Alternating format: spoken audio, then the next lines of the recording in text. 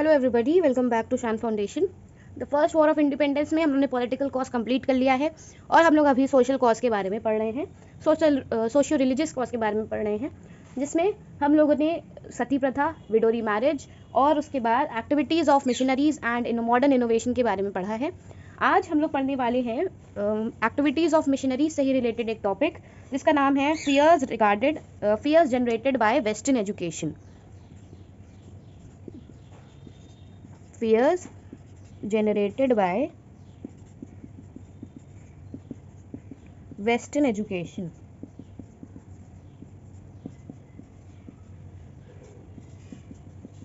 Western education का यहाँ पे मतलब क्या हुआ? English education, the education which was provided by Britishers in India. ठीक है, इंडियंस को जो एजुकेशन ब्रिटिशर्स प्रोवाइड कर रहे थे वो थी हमारी वेस्टर्न एजुकेशन। ठीक है, अब यहाँ पे जो एजुकेशन प्रोवाइड की जाती थी in the Asian time India में, वो मॉडर्न नहीं थी। ठीक है, साइंस के बारे में था, डेली लाइफ के बारे में थी, मोरल्स के बारे में थी, बट जो यहाँ पे एक्स्ट्रा इनोवेशन एक्सेट्रा एक्सेट्रा उसके बारे में नहीं थी। ठीक है, तो अब जब ब्रिटिशर्स यहाँ पे वेस्टर्न एजुकेशन इंट्रोड्यूस किए तो both the community, Hindus and Muslims, दोनों कम्युनिटी को एक फियर हो गया, एक डर आ गया मन में कि पहली चीज़ या तो कन्वर्ट करवाने के लिए ये एजुकेशन प्रोवाइड की जा रही है, या तो फिर लोगों को इन्फ्लुएंस किया जा रहा है कि वो लोग इंडिया को छोड़ के उनके साथ ब्रिटेन चले जाएं।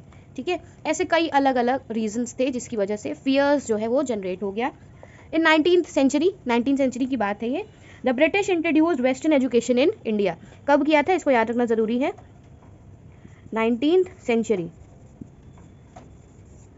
ठीक है, 19th सेंचुरी को ब्रिटिशर्स ने इंट्रोड्यूस किया था ये वेस्टर्न एजुकेशन। उसके बाद क्या होता है देख लेते हैं। They established schools and they established different school and the Christian missionaries played a significant role in it. Obviously, जब missionaries हैं यहाँ पे तो they will spread their religion, they will spread their teachings. तो जब स्कूल बन गए हैं वहाँ पे मिशनरीज हैं तो क्रिश्चियनिटी का काफ़ी ज़्यादा स्प्रेड होने लग गया। ठीक है,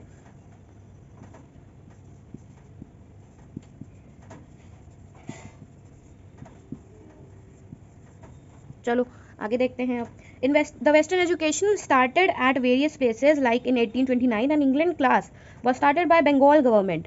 देखो ये चीज़ें इंपॉर्टेंट है, ये सब पॉइंट्स आप लोग को याद रखने ज़रूरी हैं। तो ये Western education I am writing at VE, I am writing as WE at various places पे देखो स्टार्ट हो गई थी, लेकिन जो पहली हुई थी जो सबसे सिग्निफिकेंट रही है वो है 1829 की इंग्लिश क्लास,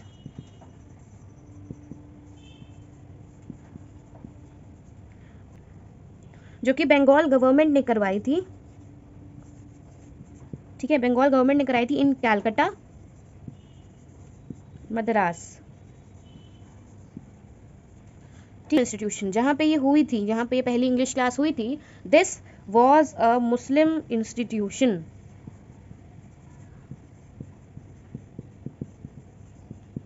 ठीक है, this was a Muslim institution. After this English classes, जब ये इंग्लिश क्लासेस हुई उसके बाद क्या होता है, these classes were started in Banaras Sanskrit school. कहाँ पे स्टार्ट किया गया था इसको फिर? Banaras Sanskrit college, not school, college. ठीक है, बनारस संस्कृत कॉलेज में इसको स्टार्ट किया गया था। उसके बाद क्या होता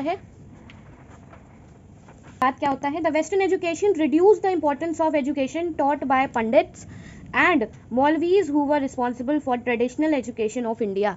यानी यहाँ की जो रूट्स थी वो धीरे धीरे अब जा रही थी, अब लोगों को पंडित की और मौलवीज की जो एजुकेशन थी वो इतनी इंपॉर्टेंट नहीं लग रही थी as compare to the western education. ठीक है, common people started thinking that the aim of western education was not to promote science and literature but to encourage the students to become Christian. लोगों को ये लगने लग गया अब, क्योंकि देखो अपना जब रूट्स खो रहे हैं तो लोगों को डर लगने लग गया कि ये वेस्टर्न एजुकेशन बस दिखावा है कि साइंस और लिटरेचर एक्सेट्रा एक्सेट्रा पढ़ाने के लिए लोग आए हैं, बट ये लोग उसके अंडर, उसकी आड़ में ये लोग हम लोग को क्रिश्चियन बनाना चाहते हैं, क्रिश्चियनिटी में कन्वर्ट करना चाहते हैं। देखो ये टॉपिक पूरा रिलेटेड है एक्टिविटीज़ ऑफ मिशनरी से, दोनों टॉपिक रिलेटेड है। ठीक है, तो वेस्टर्न एजुकेशन में इतना ही है, उसके अलावा और कुछ भी नहीं है। देखो डर क्या था लोगों को, मुस्लिम्स को ये डर था अगर विमेन एजुकेटेड हो जाएंगी या अगर कोई भी यहाँ उनकी कम्युनिटी का ओवर एजुकेटेड हो जाएगा तो वो अपने ट्रेडिशन को भूल जाएगा। ठीक है, अपना ट्रेडिशन नहीं फॉलो करेगा और वो चीज़ गलत हो जाएगी उनके रिलीजन के लिए। हिंदूज़ में भी यही था कि अगर कोई पर्सन एजुकेटेड हो रहा है तो वो अपना ट्रेडिशन ना भूले, अपना रिलीजन ना भूले।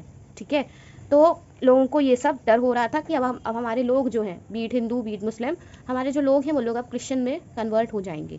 चलो आगे देख लेते हैं एक और टॉपिक जो कि है taxation on religious places. This is also a very important topic. Fear regarding western education completed. ठीक है, नेक्स्ट टॉपिक अभी हम लोग पढ़ते हैं, इंपॉर्टेंट है ये भी, टैक्सेशन ऑन रिलीजियस प्लेसेस। अब देखो कैसे कंट्रोल कर रहे हैं, जो रिलीजियस प्लेसेस है उस पर भी अब ये लोग टैक्स लगाने लग गए हैं कि भाई अगर जाना है तो पहले पैसा दो, पहले टैक्स दो। The British government introduce tax on temples. क्या किया उन्होंने? पहली चीज tax on temples and mosques also, जितने भी रिलीजियस प्लेसेस थे, and mosques. Earlier, these places were exempted from taxation in region of other rulers. This hurt the religious sentiments of the people. Obviously, अगर आप किसी से मंदिर जाने का पैसा लेते हो, अगर आप किसी से मस्जिद जाने का पैसा लेते हो, दरगाह पे जाने का पैसा लेते हो, तो रिलीजियस सेंटिमेंट तो ऑब्वियसली बात है भाई हर्ट होंगे ही, है ना। तो यहाँ पे भी वही हुआ, टैक्स लगा रहे हो आप टेम्पल पे, टैक्स लगा रहे हो मॉस्क्यूज पे, जिससे लोग दर्शन कर सके, जिससे लोग प्रे कर सके, तो भाई ये तो गलत है। तो लोगों को सेंटिमेंट्स हर्ट हुए, लोगों ने फिर इनके खिलाफ आवाज़ भी उठाई, बट आफ्टर ऑल कुछ टाइम के बाद ये जो टैक्स है वो हट गए थे। ठीक है, next topic is the racial discrimination policy and introduction of the new laws. पहले introduction of the new laws हम लोग देख लेते हैं, उससे आगे का टॉपिक समझने में ईजी रहेगा।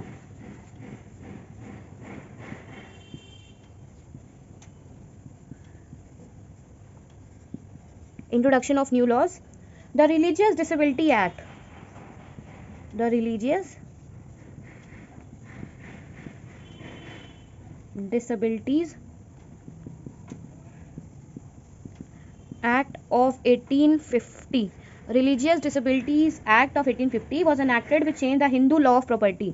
किसके लिए था ये? हिंदू लॉ ऑफ प्रॉपर्टी को चेंज कर दिया था, हिंदू लॉ ऑफ प्रॉपर्टी को चेंज कर दिया था। इसके अकॉर्डिंग क्या था? According to this act, a person who was required to convert from Hinduism to other religion to inherit his father's property. अगर किसी को अपने फादर की प्रॉपर्टी चाहिए तो उसको कन्वर्ट होना पड़ेगा हिंदुइज्म से किसी और रिलीजन में। ठीक है, अगर उसको अपने फादर की प्रॉपर्टी को इनहेरिट करना है तो उसको कोई और रिलीजन को एक्सेप्ट करना पड़ेगा। ठीक है, लेट्स राइट इट जिससे इजी रहे।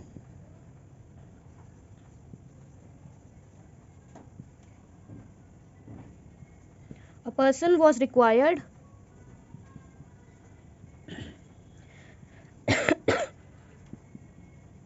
was required to convert from Hinduism to other religion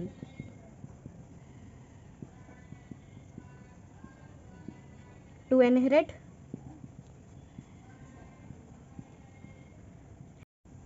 inherit his father's property. ठीक है, अब इससे भी लोगों को ये लगा कि ये तो कन्वर्जन का एक बहुत बड़ा तरीका है ना, कि कन्वर्ट कर दो भाई लोगों को।